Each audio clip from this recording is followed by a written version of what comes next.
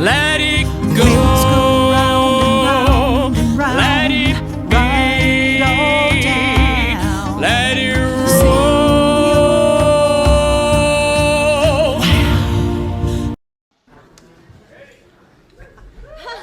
Are you ready?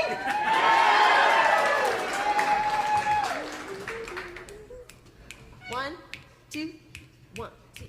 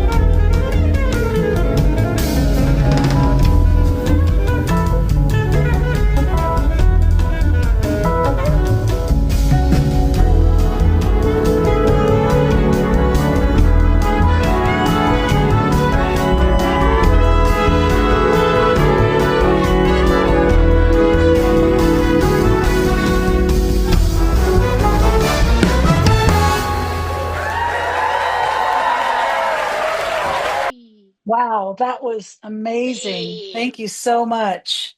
So that, everyone, welcome Julia Keefe, Nez Perce, internationally acclaimed Native American jazz vocalist, band leader, actor, and educator, currently based in New York City. Her professional career has spanned nearly 2 decades, and she has headlined marquee events at the John F. Kennedy Center, the Smithsonian Museum in Washington, D.C., NMAI, New York, as well as opened for the likes of 20-time Grammy Award winning Tony Bennett and 5-time Grammy Award winner Esperanza Spalding. Please welcome our beautiful sister, Julia Keefe. Thank you for joining us, sister. Thank Uh, you. Thank you. Um, wow, lots of questions, but tell us about yourself before we get started. sure. Well, Himakas Katiawyaw, thank you so much. Tatsipain Oikalo, Inwinnikisa Himumukatsit, Inamwinniktwas Julia Keefe. Good day, everyone. My name is Himumukatsit. That's Nimi Putimpt, the Nez Perce language. And it means she calls out from on high. I also go by Julia Keefe. I'm a jazz vocalist and an actor and the director of the Julia Keefe Indigenous Big Band. I'm based in Brooklyn, New York, but I'm originally from the Pacific Northwest and grew up on my tribe's reservation in Kamiah, Idaho. And just really honored to be here and sharing this time and space with you all. So again, thank you so much to Indigenous Ways and your amazing team for inviting me to be here tonight. You are most welcome. So I have so many questions. Nez Perce, I mean, I've always grown up seeing this figure on walls on the Navajo reservation of this stoic looking, gorgeous Native American chief. And then under it says Nez Perce. So Mm-hmm. I have that etched into my memory permanently. So I definitely want to know about your tribe. But first of all, why jazz out of all genres? Being raised on an Indian reservation. Yeah, jazz is it's a weird and wonderful gift that found me, I feel. I was my first musical memory was listening to Billie Holiday. My mom had a copy of an album that was Billie Holiday's greatest hits on the Decca records label. And I have this vivid memory of my mom like tidying up the living room and we were listening to Billie Holiday, and for some reason her sound um crept into my 4-year-old subconscious in like the most wonderful way. She really like haunted my childhood. Um but it was a beautiful haunting, obviously. So I mean, why jazz? It really was this gift that was given to me. And growing up in the Pacific Northwest, after we moved off of my tribe's reservation when I was going into junior high, we moved up to Spokane, and jazz is just happens to be a big part of the music curriculum up there in the Pacific Northwest because of a jazz festival that happens at the University of Idaho every year called the Lionel Hampton Jazz Festival. So I already showed aptitude for singing, and I loved music, and I loved Billie Holiday. So, as a seventh grader, I joined the school choir, and we were preparing for Lionel Hampton. We were going to compete as a choir, and my choir director had me jump in and sing a solo over St. Louis blues, which was something that I had never done before. But I it turned out that my ear was decent enough that I was able to jump in and just start improvising, and I didn't crash and burn, and it wasn't like too traumatic of an experience for me, that I loved it. So the next year I competed as a soloist in their vocal solo division. And then just competing at Lionel Hampton became a part of just my yearly practice. Everything kind of revolved around competing at Lionel Hampton. yeah, and it really did become this beautiful practice and outlet and passion for me. Um, and there was a moment, when I tried to step away from it, um, but I couldn't. Billie Holiday kept finding me. I was a musical theater major my first year of undergrad, and my favorite part of every day was going into the coffee shop on campus because they always had jazz piping in over the loudspeakers. And I would be like, this is Billie Holiday. She recorded this in 1944. This is Louis Armstrong. He recorded this in 1936. And of course, the musical theater people just didn't care. But yeah, no, jazz has become um, my best friend, and I have built my life around this beautiful friend who just keeps on giving, and my hope is that I can keep giving back to my best friend. So that's why jazz. I guess. That's that makes perfect sense. You've been exposed to it and you're hearing it and you grew up with it and it got into you. And what I really appreciate about jazz ensembles is you all give each other so much space to improv your creative expressions that I don't hear in a lot of other genres. Usually playing a band and it's a certain there's that little 15-second spot to do that lead and then that little spot to do this and then the rest is just a real kind of structured song that goes down a set list. But with jazz it's like, okay, you're on, sister. And everybody just kind of like, yeah, man, well, she's doing her thing. And then on to the next person. And it finally comes back to the vocalist, if there even is vocals, because with jazz, you really don't need vocals, right? Mhm. So, yeah, so when I asked you to send something to start the show with, I was thinking you were going to do a vocal piece, but this was perfect to see you up there doing your thing. Do you want to talk a little bit about that, how you structure your band and what that Yeah. looks like for some of us Indians? Well, and it because I've been a vocalist my entire life. I started gigging in my early teens. I started working professionally at a club in Spokane, um, and never in my wildest dreams did I imagine that I would ever be directing a big band. I've sung in front of big bands in high school and college, but I never thought I would be directing one. um, until I met Delbert Anderson, Dine trumpeter, amazing, wonderful improviser and melody maker, storyteller through his horn. It was in that conversation, that first conversation with Delbert, of us sort of getting to know each other, that we started talking about our love of jazz and our love of big band music and the history of big bands in tribal communities and on reservations, and reserves throughout the US and Canada as a result of the Indian boarding school experience. And so we started talking about that history and that lineage of Indigenous jazz musicians. And there was sort of this like, man, wouldn't it be cool if we had like an all native big band? Oh yeah, man, that'd be so hip. Well, if you make it, like, be sure to hire me. Like, no, you be sure to hire me. And but we never thought that it would happen until a grant opportunity presented itself. And Delbert was already submitting his proposal for his quartet to do some work at different like monuments and parks around the US. So he had a pretty hefty project that he was already proposing, but he called me and said, Julia, I think you should submit for the big band idea. And I think, you should lead it, you should direct it.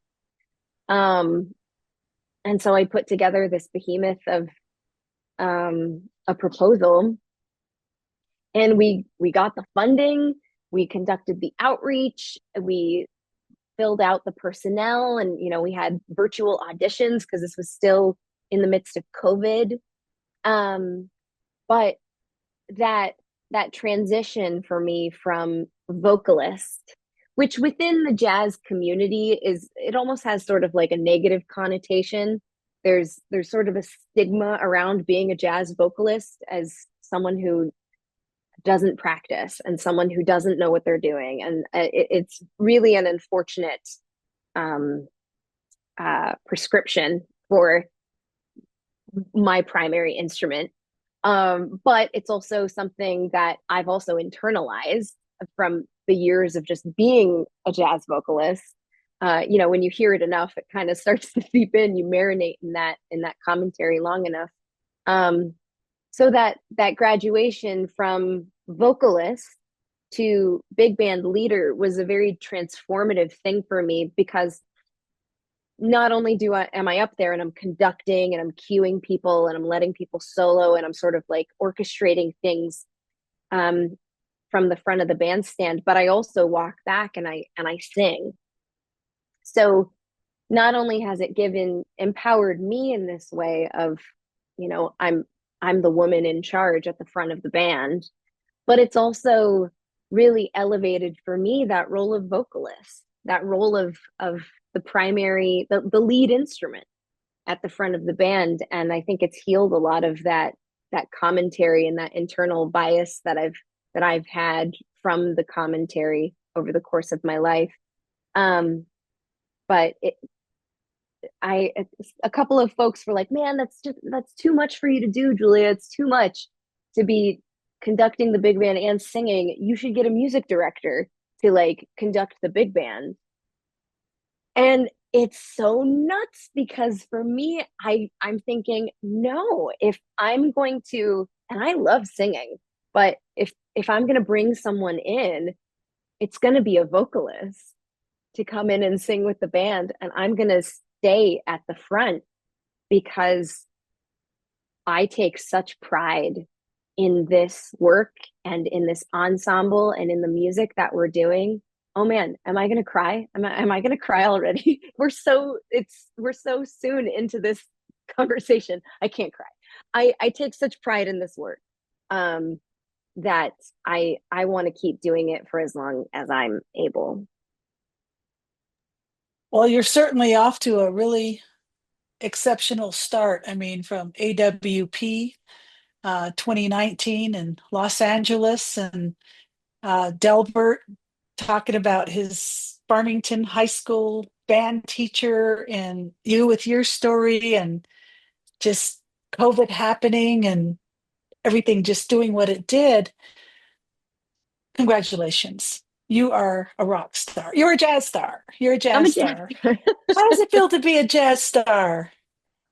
It's kind of wild because I grew up in a very, very tiny town in central Idaho. There's maybe like 2,000 people in the town. I remember when we got our first stoplight, and it was just the biggest deal getting that stoplight installed. Um, but I remember jazz musicians and blues musicians whom I admired so very much. The first time I saw Bonnie Raitt perform, it was just the coolest. And I thought, what a dream to be up there making music. And then moving to Spokane and reading Downbeat magazine and thinking about someday living in New York, and playing Birdland and playing the Kennedy Center. Oh man, I am gonna cry. It's wild. It's wild to, and my auntie, she came out and she saw one of my gigs and she was crying at the end of the gig. And I was like, Auntie, why are you crying? She's like, because you're doing it, Julia. You're doing it. And sometimes you're just deep in the work that, you forget to kind of step back and look back and see how far you've come. And I don't want to get into the headspace that I've made it, that I'm a success. There's a really beautiful interview between James Baldwin and Maya Angelou about, an artist really ceases to exist once they say to themselves, I've made it and I'm successful. Because you stop being creative and you fall into that same pattern of, what got me success in the past, right? And so I'm so proud of where I am. But now that I do have this momentum, and the momentum for the big band, now it's about, how do I create more opportunities for Indigenous jazz musicians to play in these spaces too? How do I bring more people into the band? How do I amplify their work as band leaders? And how do we as a band and as a community of Indigenous jazz musicians keep expanding and pushing the envelope and telling our stories in this beautiful, interactive and improvisatory art form? It's just so, it's so ripe with opportunity for us, to cultivate and to build and express ourselves. So while I am so excited with the success that I've had and that the band has had, really, I mean, it's the band that really is the propeller that's just moving everything forward. I'm excited for what's up ahead, because we're at such a beautiful moment in time for really beautiful work to come to fruition. I'm telling you, last night, we've got some IAIA alum here and students. We've got Wayaka from South Dakota. We got Lisa Tiger and her daughter Kayla here watching the show on the big screen here. And we're going to have a little party afterwards, maybe popcorn and mixed nuts and some good teas or something like that. And we're really excited. We're celebrating you tonight. We're really excited that we have a icon like you up and running out there. So with your solo career and other collaborations, and I'm really curious about your tributes to Mildred Bailey and the impact on Indian country this is all having. I mean, Navajo Nation, Chin Lee, talk about one stop town, it's like one stoplight for real still. And there is one stoplight there. No, there's two now. Okay, so tell us about all of that. Just the collaboration. I'm like, tell us. First of all, we should have done a little clip of Mildred Bailey, and if you have any of that, but it didn't work. So tell us about her so we can look Oh, her up and learn more about her. And yeah. what was her trip? So Mildred Bailey was the first woman to sing in front of a big band in the late 1920s and early 1930s, and she was Coeur d'Alene Indian. She was born in Tico, Washington, grew up in De Smet, Idaho, on the Coeur d'Alene Indian Reservation, before moving to Spokane, Washington.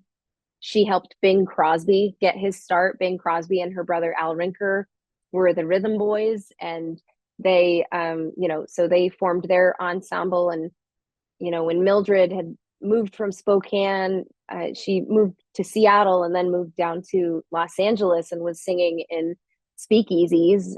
She had married a bootlegger and was singing in speakeasies up and down the West Coast. She got word that Bing and Al wanted to get out of Spokane, and so she encouraged them to come down to Los Angeles, and that's how they got hooked up with Paul Whiteman and the Paul Whiteman Orchestra.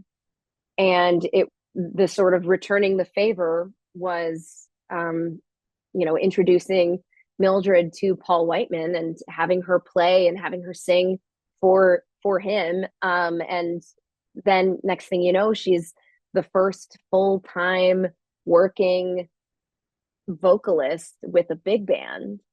And that's so huge when you think about that, the door that she inadvertently kicked down for all female jazz vocalists that followed her. You think about the other vocalists who have sung in front of big bands. You have Ella Fitzgerald and Billie Holiday and Sarah Vaughan, Dinah Washington, Nancy Wilson. Keely Smith, who's another Indigenous vocalist. I mean, the list goes on and on. And to have the first woman to do that be Indigenous is huge. And yet she has largely been forgotten, not only in Indian country, but in the world of jazz. For a very long time, jazz historians were crediting her as a white vocalist because she was half white, half native. And so part of my mission from the time that from my mid-teens, was to get her inducted into the Jazz Hall of Fame at Lincoln Center. Because when I went to visit the Jazz Hall of Fame at Lincoln Center, of course, it was like such a magical moment because here's this huge institution, right in Columbus Circle, which of course Columbus Circle is already problematic, but that's fine. But here's this like huge jazz institution, and I'm at the Jazz Hall of Fame, and there were only, I think at that time, there were only like 4 women whose pictures were up on the wall who had been inducted, and Mildred Bailey wasn't one of them. I thought that's so wild, given the profound impact that she had on the evolution of jazz.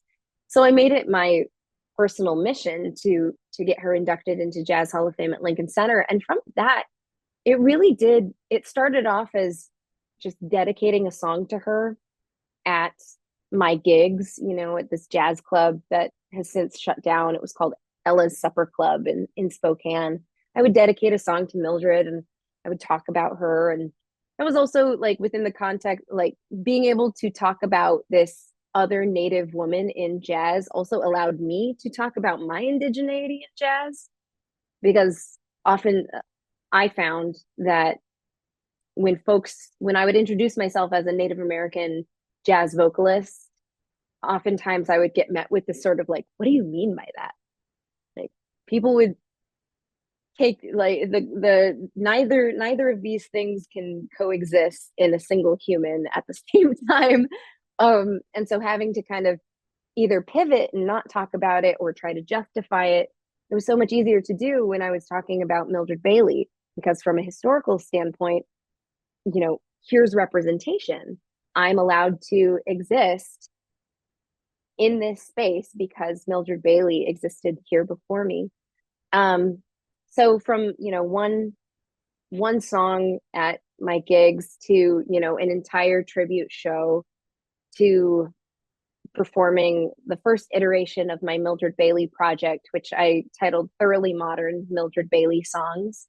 I performed that at the Smithsonian NMAI in Washington, D.C. for Jazz Appreciation Month. That was the first time NMAI had participated in Jazz Appreciation Month, was my Mildred Bailey concert. But I mean, the beauty of this campaign, the beauty of this effort, the beauty of this project is that, Mildred Bailey is a name that is so much more well known in Indian country. And I am so grateful for that. I am so grateful that Indian country has very much embraced that legacy and is really celebrating that legacy of Indigenous people in jazz, with Mildred Bailey as the first, one of the first people to really make an impact on the art form. So we were able to record the Mildred Bailey project through another grant only a couple of years ago. But the Mildred Bailey project and the Mildred Bailey story is just continuing to evolve and be told and be celebrated. And, I think we're only just getting started in really amplifying her profound impacts on jazz and, by proxy, American popular music. Thank you for that. And I think it's wonderful that I'm learning about this amazing icon through you, and I was able to hear you doing some of the songs as well. And there's something to be said about space and time and what was happening. Like for Indigenous people, we're like, okay, well, what were we doing 1,000 years ago, 500 years ago, 200 years ago, 100 years ago? And some of this is actually documented from this woman. So we get to learn and hear what was going on in that time. The jazz, the momentum, and the change makers of the sounds at the time. And I think that's absolutely fascinating to be able to um, bring that to the forefront the way you're doing. So you saying you're thinking about how you're going to bring this back to Indian country in terms of passing on. Are you thinking about doing some musical theory curriculums or programs? Or because I know um, what really is needed on the reservations are like sustainable staying power kind of projects where something is taught and something is left and something is constantly checked on. And obviously, there's not a lot of funding for that. And a lot of Indigenous children don't have music lessons growing up because that's just not available these days, funding wise. Yeah. No, I mean, the one of the things that I realized when conducting outreach for the formation of the Indigenous Big Band was, I mean, at first I thought, oh gosh, what have I just done? I have this legal obligation to this funder now to form this big band, and I don't know if there are enough Indigenous jazz musicians to fill the personnel of a big band. But what I found was that there are tons of us. There are so many of us who love jazz, who have found that the healing power of this improvisatory art form. But we don't know about each other. We're not connected to each other. And like you said, we don't have that access to music education in the ways that we might have had in the past. I mean, even in the 90s, coming up in my public school on the res, I mean, I still had marching band and we still had choir and we still had access to music education and theater education and art. But since then, it's all been cut. It has all disappeared. And so I saw this need to not only connect Indigenous jazz musicians, but to really foster the next generation of Indigenous jazz musicians. And so the next phase of the big band is having a summit. How can we gather people together that isn't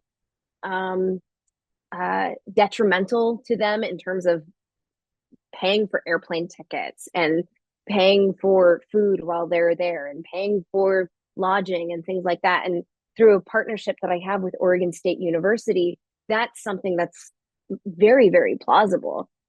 Because during the summertime, the Performing Arts Center isn't being used and their dormitories aren't being used. And so now it's about finding funding so that we can get all of the Indigenous jazz musicians. Some were as young as 15 when they reached out to me.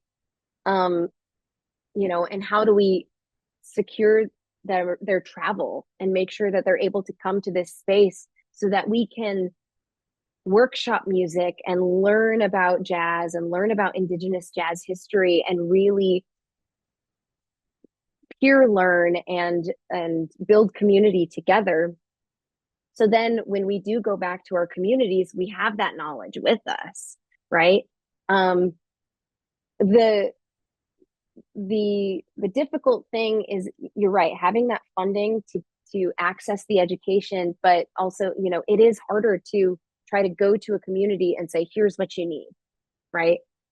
Like, I don't want to go into a community in any sort of facilitating capacity. You never go into a community and say, you know what your problem is? Here's how you fix it. It's always community led, right? It's always a community. You want the community to say, because the community knows what they need. And so by having folks from different communities come and gather in this place and we just work on jazz, it's almost like, Indigenous jazz camp, right? And then they can take that knowledge and those experiences back to their communities and implement it in their own way. Like, I think that has the potential for lasting impact, as opposed to, I'm going to build this thing and leave it here and hopefully it's maintained. It's a much more organic way of infusing Indigenous jazz into Indigenous communities. And then I often think a lot of Indigenous kids, their aptitudes are different. You know what I mean? Like in terms of, like, say, math, understanding math, or understanding the music notations. And it's like, how do you meet each child or adult or elder who wants to take on an instrument or vocal lessons and meet them where they're at and adjust your lens to match where they're at so that they can actually learn rather than from the book, like, this is what I learned, so this is how I'm going to teach you. And they're like, I'm not getting it. So I think that's an art form in itself too, to be able to teach music theory to Indigenous mindset stuff. So good on you. Thank you so much for doing that. I love it. I love it. I love it. I love it. So otherwise, we're running out a little bit of time here. So what other areas and disciplines do you engage when you're not doing music? Let's see. Well, at my day job, I work for my mom's company, Kaufman and Associates, and we are a contracting firm dealing primarily in American Indian and Alaska Native public health. I work on the communication side, primarily in audio and video production.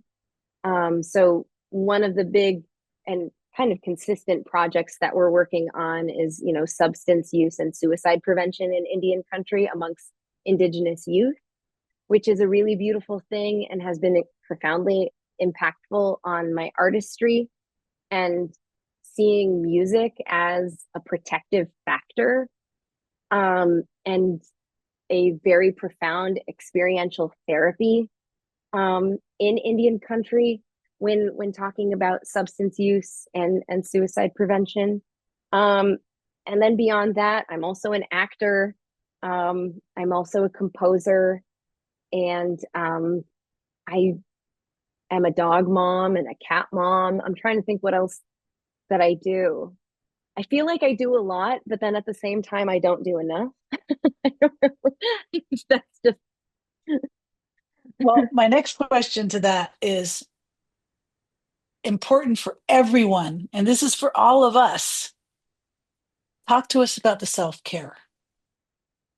self-care is so profoundly important, but I also know that there's some folks can get a little uncomfortable with the idea of self-care because we see it as selfish. So often, coming up, you're told, no, you need to be thinking about other people. You need to be thinking about other people. And of course, you can be thinking about other people, but it's so hard to pour from a cup that's empty. And so when we're thinking within the terms of community care, I'm part of this community. And the best way for me to take care of my cousins and my brothers and my sisters, to take care of the people around me, sometimes that is taking a step back and making sure that I'm in a good way and in a good space to be of service to others. Sometimes the greatest gift you can give another person is ensuring that you have your stuff together and you have your that you're regulated and you're in a very good neutral place so that you can be of support for another. And more times than not, for me, at least in self-care, it's returning to music. When I am really like returning to the things that you love and give you joy and bring you peace, that's so important. And sometimes, at least for me, sometimes I have that little voice in my head that's very critical of like the indulgence. Like, how dare you indulge in that extra hour of practice? Or how dare you indulge in that extra hour of sleep? Right? Like, because so much is going on. But it is a gift. It's a gift to yourself and honoring where you're at. I had a teacher in my master's who said, just do today's best. just do today's best, because if today's best is you just breathing, you're doing it. You're doing today's best. Just do that. Because if you just do today's best, you'll never be disappointed. You're always meeting yourself where you're at. Well, you've obviously worked really hard to get to where you're at. And self-care is so important. And I say that from personal experience because I've run myself into a wall and got sick. Mm-hmm. Now, you might hear it in my throat. I'm recovering, but I still feel a little gaunt, Yeah. just kind of like I'm not all back. And it's just running hard. So that was for me. Thank you. How Rest about is a a sacred chill? thing. Yeah, I'm like, what can I Rest. do tomorrow? Should I go to the gym and pump iron? No, maybe go get a hot tub. I don't know. Anyway, so Yeah. thank you for that. So when you're not road tripping, or better yet, when you're road tripping, um, do you get ahead of yourself or do you like experience jet lag? And like, how do you navigate being grounded in your home base and then traveling from one side of the country to the other and then onto this and onto that? Does that take an effect on you, or do you do yoga stretches, or for so people that want to go out there and travel and be on a lot of planes? I mean, does what kind of toll does that take? It takes a pretty big toll. And again, that sort of giving yourself the space and grace to sleep an extra hour or wake up when you wake up. Sometimes we do have to just like hit the ground running. But really, really checking in with yourself to make sure that you're not burning yourself out. You're not giving too much of yourself to everybody. Compassion fatigue is very real. Um, and like as a band leader with 15 people looking to me for like, hey, what time is checkout? Hey, when do we leave for the venue? Hey, where's the nearest Denny's or whatever, like it can be a lot. um and that's been a learning experience for me, is doing a lot of that prep work Oh, ahead of time, good point. you know, and Good point. having that itinerary set for folks. But yeah, I also I have a nebulizer for my voice because my voice will get really hoarse, and Mm, I have all of my little tips and tricks good for for you. Well, self-care on good. the road. Well, good. And then you're saying the band, and then I'm thinking, oh, their partners, their families, their children, their friends, their jobs, their schedules. Okay, yeah, got it. I get it. All right. Well, last question, and then I'm going to pass it on to Elena. Tell us about what your definition is for family. And we say "ke" and "fano" and all kinds of ways to say family, and your language as well. What does family Oh, mean to you? what does family mean to me? Well, I think my definition of love has changed a lot over recent years. And I think that's because I've had a lot of turmoil in my immediate family. Um, and I'm much more open with love now. It's not so much like love is reserved for your significant other or for your immediate family. I tell everyone I love them all the time. I think we need more love in this world, in this time, in this space. And so for me, family is so much bigger than mom and dad and husband or partner. Um, it really is the friends that I meet. It's my band. I love my band. I love my band even when they're driving me crazy, and they are my family. Um, Even when I'm just like, um, so family I see from a much more universal standpoint now, um, because I think, yeah, we need more love. We need more love in this world, and I want to see everyone as a family member. That when things are hurting or people are acting out or people are having their way, and it's hurting you, it's a family member who's hurting themselves. And, you know, sometimes we need to show them a little bit more love. And sometimes that love looks like creating more space. And sometimes that love means creating closer proximity. But truly caring for people is just being in tune with what is needed in that moment. So I don't know if that answers your question. That absolutely does. And that concludes my portion of this interview here. Thank you so much. I have no doubt that I'm going to see you on all kinds of big screens and stages, and we're looking forward to seeing you at the Lensic Theater. And be sure to let us know where we can follow you and where we can find you and how we can support you. And this will be archived for 7 generations moving forward for everybody to say, what did those Indian people do for COVID? Well, check out Indigenous Ways. We love you. Thank you, sister. Oh, thank you. Thank you, Tash, and Julia, thank you so much. Yeah, thank you. Just a lot of great medicine that you shared. And, you know, we were very blessed to be on the road with Julia and her band, and also Dilbert Anderson and his band. And I remember when Dilbert asked, hey, come in, we're doing a jazz tour. And I was like, oh, but we don't play jazz. He was like, oh, just, you'll be fine. You know how we are. You'll be fine. Come along. And, you know, I'm glad our first gig that we did, I'm glad we went first, because when we got off the stage, it was you. And I was just stopped in my tracks, and you gave me a deeper appreciation of jazz. So, you know, please go to juliakeefe.com, check out where she's going to be. We do know that she will be here in September at the Lensic Theatre. And so if you're here in Santa Fe, where we're based, and you haven't heard or seen this extraordinary woman live, because it is really phenomenal. Julia, thank you for sharing you a great medicine.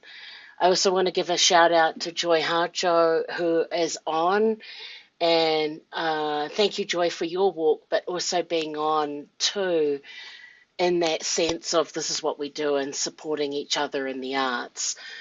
So thank you, Julia, and I'm glad we had that piece with the big band that we showed, and just what you have done, and the importance of Indigenous voice, Indigenous talent, Indigenous musicians, and bringing that through to the forefront. So thank you. So what happens now? We tell you what's happening next, and then we're going to invite everyone to come in. So please put onto your calendars Wednesday, June 18th, same time, same channel, same place. And we have the extraordinary Shandine Sunway Lawrence, who is a Native American hoop dancer, world champion. She's going to be beaming in from Japan. So we're very excited about that. She's also been in Cirque du Soleil, just amazing, amazing, amazing.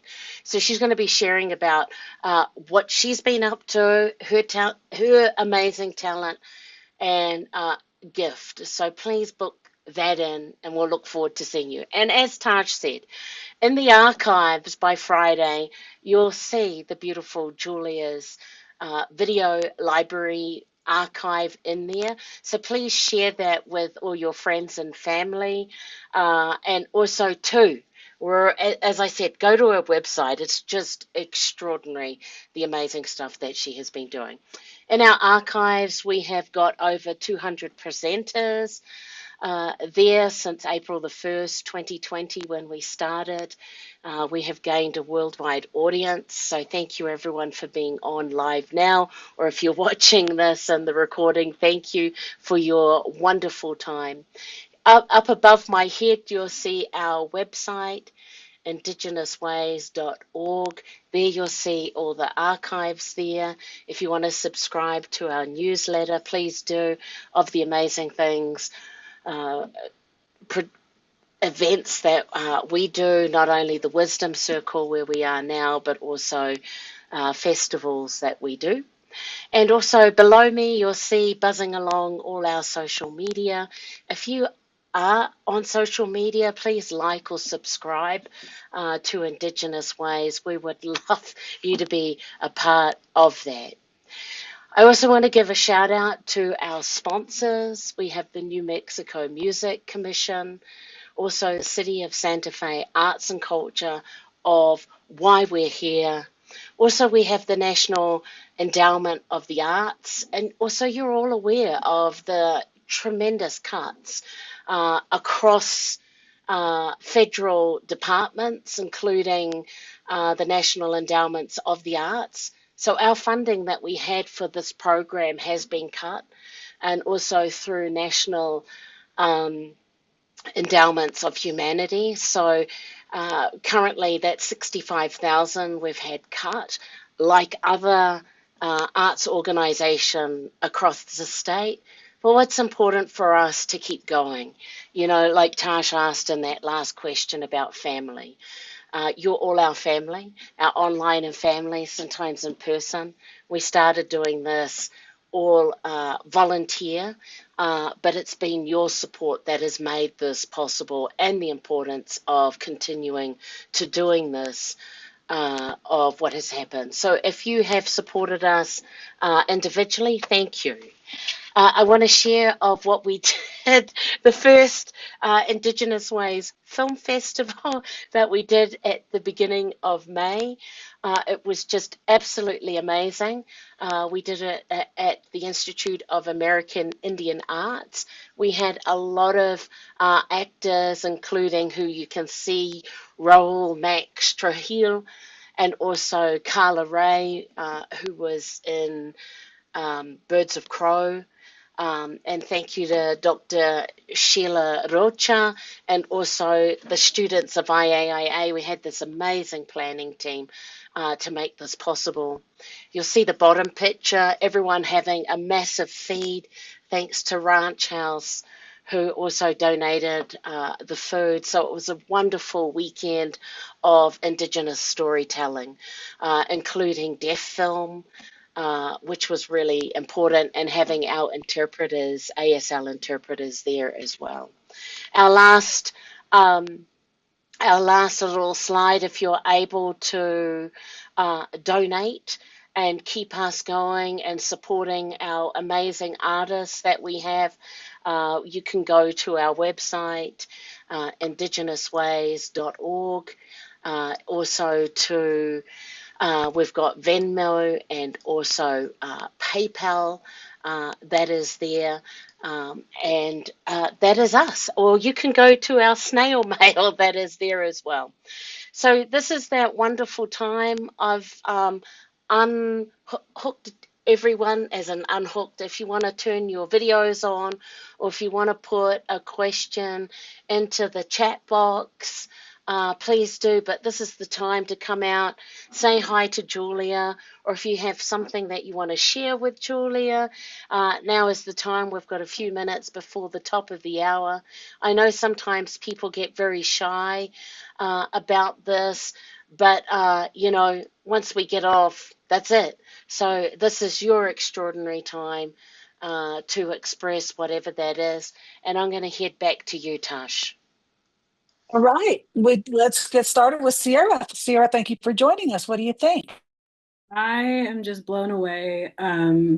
So many parts of this wisdom circle, I feel like you were speaking directly to me, and so you know, just at me next time, girl. But like, no, it was really, really important, and I'm just really super grateful to have been here, and thank you so much. Thank you, Tosh. Awesome. All right, Donna from Ohio, thank you for joining us. Hi, Julia. There's a jazz desert here in Ohio. There's a lot of orchestras, but as far as listening to the radio and getting to hear new artists, it's a desert. And so this was such a pleasure for me. Your music was so invigorating and exciting, and I just want to thank you for doing it. Oh, thank you so much. Thank you for that, Donna. And then, Julia, just so you know, Donna and her beautiful wife are producers of a festival. So if we need to connect you both, we'll do that. All right. Thank you for that, Elena. And I see Lindsay, would you like to say something? We got a couple more minutes. Thank you. This has just been delightful. I'm so glad that you let me know about this, and I'm so glad that I could tune in. And Julia, oh God, you're wonderful. Thank you. Oh, thank you. Hamakas Katsiaya. Thank you so much, Lindsay. All right, Shelley from Albuquerque, the magic woman with the magic touch. Everyone, Shelley is the best massage therapist that you'll ever experience. Shelley, Yeah, did you if enjoy you're on the the show? road, Julia, and coming through, you need to see Shelley. Unbelievable. And anyone else who's in Albuquerque, Lindsay, go and see Shelley. Amazing. Hi. Um, well, this was so amazing, and I'm not the world's greatest massage therapist, but thank you for that. And I just want to say how much I appreciate, Julia, everything that you shared. I'm so inspired. I don't know when you sleep. I don't know how you do all that you do. I love your energy. I so much loved what you were sharing about the summit with the kids, because to me it feels like it matches the energy of jazz. Like the way that you were talking about how you want to like bring this to your community. It's like you bringing this to your community in an energy that honors you and your passion and the music, all of it. It's just I'm just so inspired right now. I thank you. And Tasha and Elena and Julia, if you hook up with Tasha and Elena when you're in town, if you want a massage, I'd be happy to give you one. Definitely. Girl, sign me Yeah. up. Yeah. September, you're on. Okay, we'll make it happen. Yes. Thank you very much. We got Yes. time for one more. Does anybody want to raise their Hang on. hand? Okay, Oh, yeah. Michelle from don't tell me, Boston, right? No. I'm in Okay. Chicago now. Oh, I knew that. You got a house in Hey, Chicago. Okay. Hi, Michelle. hey. So I have this crazy Dilbert story. When you brought up Dilbert, I'm like, oh, I got to tell you all the story. So I wasn't able to go to the Dilbert online Zoom, but I saw it on video on the recording. And I'm like, oh my God, I am so excited by this jazz. I love jazz, love Dilbert. And then my girlfriend's daughter, who's 18, I go, she needs to. She's a Miles Davis fan. She plays the baritone sax. I got to get Dilbert to her, and so I recommend. You know, when you recommend to a teenager, it's like, whatever. And so my girlfriend Tracy was playing Dilbert in the house, and she comes downstairs out of her room. What is that? What is that? Oh, so now I'm going to introduce her to Julia. We'll see. Thank you. Well, I the love the it. Indigenous Big Band is going to be releasing an album here sometime this year. I already lined up my PR person, and I'm talking to labels and all of that other stuff. So, I mean, yeah. So there'll be some Indigenous Big Band music coming your daughter's way here soon too. Super, I love super. it. Hey, Tosh, Get that distribution and stay independent if that's humanly possible. So Anyways, we've we're got at the a top of the Tosh, hour, we've got a so message from Montana Miller, who we've had in the circle and also did a film at the film festival. He says, thank you for coming to my IAIA class a long time ago as a guest speaker to confirm you are related to Brandon Mahoney. Thank you for being awesome, he says. Unfortunately, that's all the time that we have. I just want to thank everyone for your time and blessings being in the circle. Our interpreters, Mariah especially our interpreters. Garcia and also Crescesiano Garcia. We'll look forward to seeing you back here June the 18th, 6 to 7, for the beautiful Shan Dean, our hoop dancer. But other than that, please, let's give it up for the one and only beautiful Julia Keefe. Thank All right, you. we'll see you in September, sister. Special shout out to my dad who jumped on kind of late. Hey, Tom Keefe, love you so much. Thanks, baby. Love you, Dad. Yeah, you got a Love great you, daughter. Dad. We love her too. Bye, everybody. Let's hear your new song.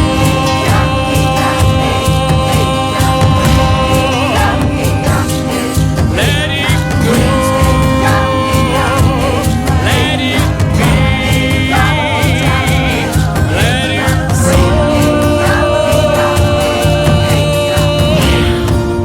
Let's hear your new song.